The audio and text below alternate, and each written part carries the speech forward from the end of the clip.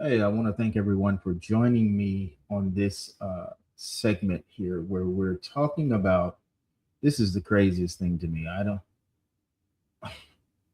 you could live in this world forever and still not see everything and not hear everything. This is the craziest thing to me. I got to tell you this story. So we're going to wait. We're going to try to get our views up and give me about 2 or 3 minutes. Let me grab some water and I'll be right back with you. This story is one you won't want to miss.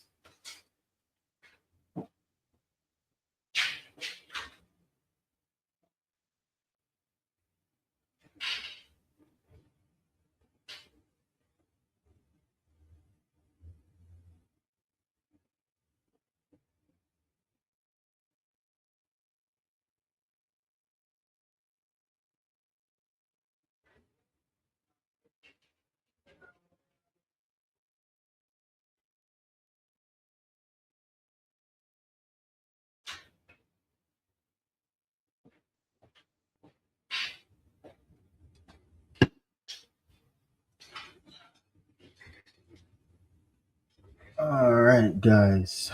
Thank you very much. I hope everyone's having a pleasant day so far. If not, just keep hoping and keep reaching for the best.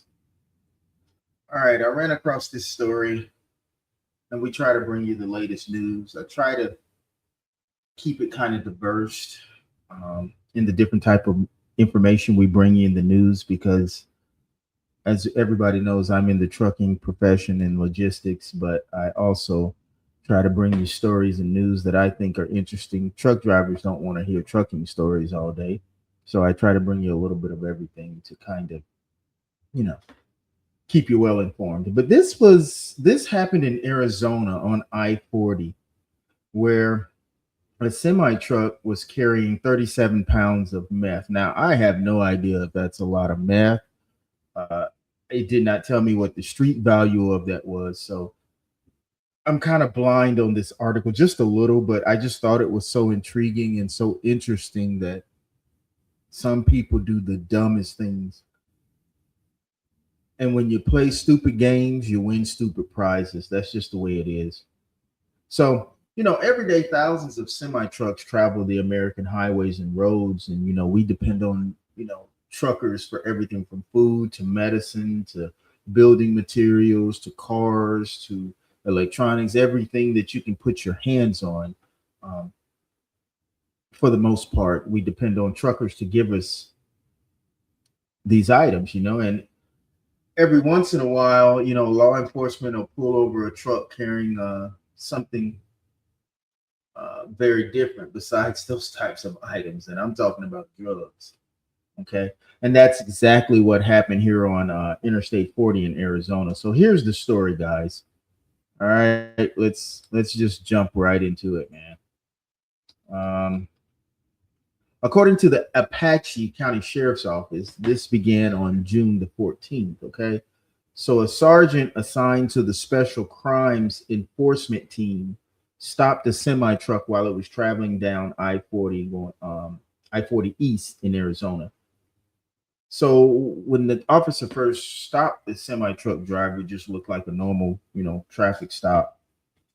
But as the deputy spoke with the driver, they noticed that they started getting several red flags and several indicators of possible criminal attitude. And I mean, police are thinking that when they walk up to you in the first place, they're thinking in their mind, what's wrong, you know, instead of, okay, this is an honest Joe. They're all, to me, I don't know. I'm not a police officer. I never have been, but it seems like they have the mentality of to look for the worst, you know.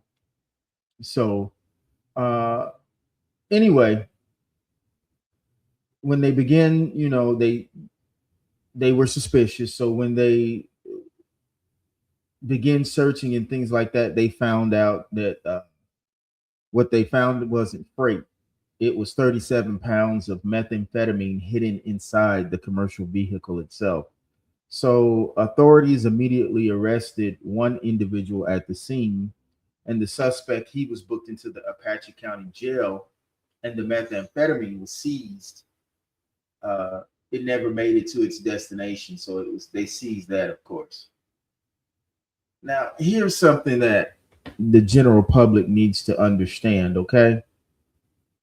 Most truck drivers, we're hardworking professionals. We try to do the right things. We try to, provide and give a better means of life for our family. That's the whole reason that we're out here on the road sacrificing and staying away from home, missing graduations, missing birthdays, things of that nature.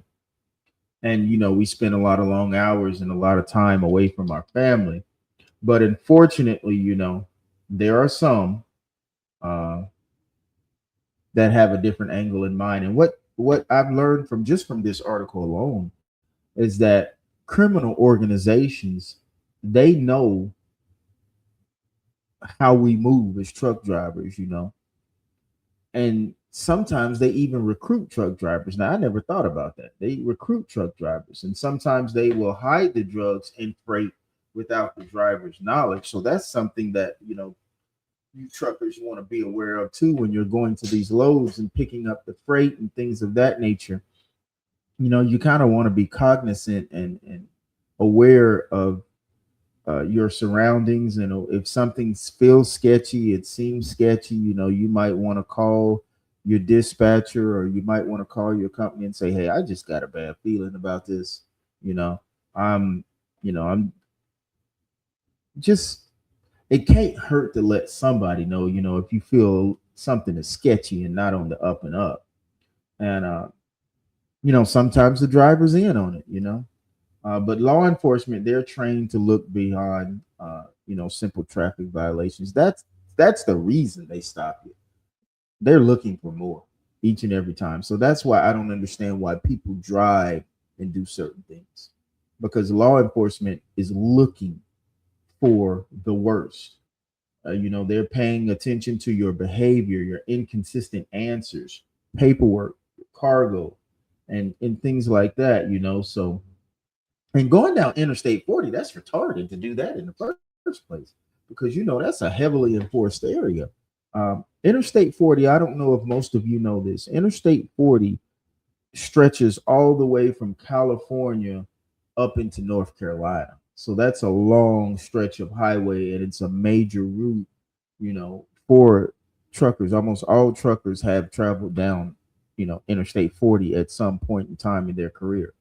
Uh, and drug traffickers, they know this, So the next time you guys, the public, you see a semi truck rolling down the street, um, most of them are on the up and up. Most of them are helping contribute to the daily needs, your daily needs in your life.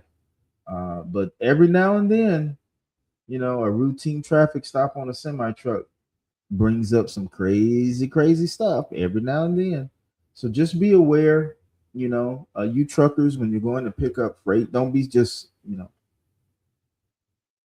be cognizant, man. Just be aware of your surroundings, of who you're interacting with. If something seems sketchy, don't be afraid to say, hey, call your dispatcher. At least you got a record of saying something. Hey, I don't feel right about this particular load. Something seemed wrong about the persons we were dealing with. You know, but at least you will have said something. And then that can be a part of the record to help. Just in case you do run into something that is crazy. Anyway, I just wanted to bring you that particular story. I thought it was interesting. I try to keep you informed, and we'll bring you different stories throughout the day, throughout the week. Try to get you, keep you informed of what's going on, road checks, different blitz that the DOT has going on. We try to keep you aware of those things, weather updates, things like that. We try to keep you aware of that. And this show is brought to you today by Karma Club, which is located on 20 Magsaysay Drive in Olongapo City. And it is the biggest super club in Olongapo. And if you're looking for an experience, not just somewhere to go to drink, but if you're looking for a total experience, then Karma is the place for you. You ought to check it out. You really should. It's the awesome place, guys.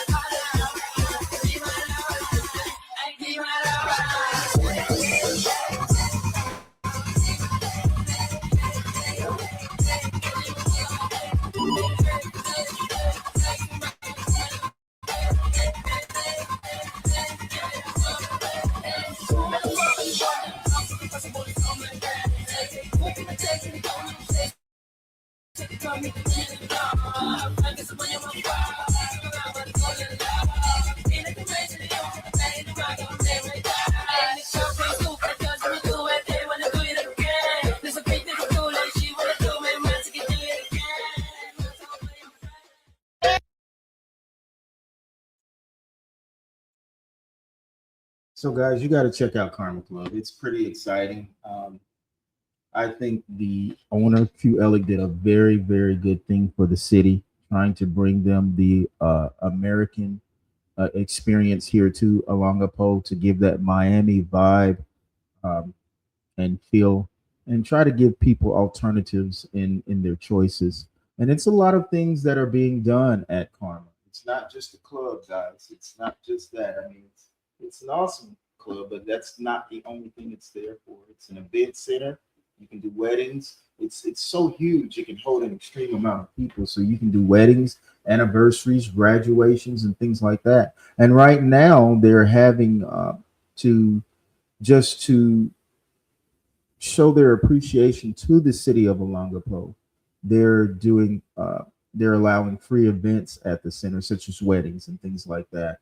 Um, so there's all kinds of rules and stipulations involved in that, but they're doing a lot of things to try to help the city, and also be a positive impact, you know, um, in the city of Olongapo. And I think that's very commendable, and I think that's very important. So, guys, thank you for listening to this segment, and we'll bring you more news and more information, more topics, not just trucking topics, but things that uh, are of interest. We'll bring them to you on a daily basis as well.